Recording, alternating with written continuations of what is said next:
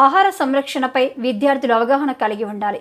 విద్యతో పాటు పోషక విలువలతో కూడిన పౌష్టిక ఆహారం పట్ల శ్రద్ధ వహించాలని food processing vocational trainer P Jayanthi పేర్కొన్నారు.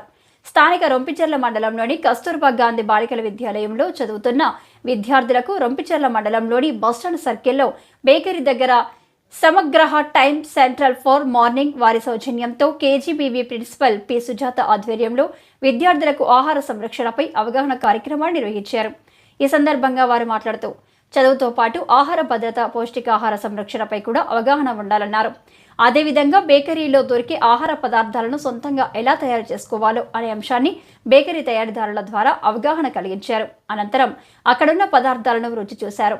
ఈ కార్యక్రమంలో విద్యాలయం ప్రిన్సిపల్ పి సుజాతతో పాటు ఇంగ్లీష్ అధ్యాపకురాలు పి ముని ఇంద్రాణి విద్యార్థులు పాల్గొన్నారు.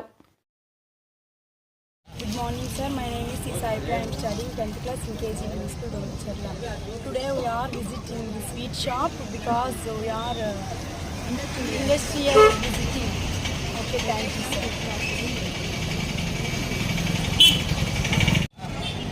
It is road rally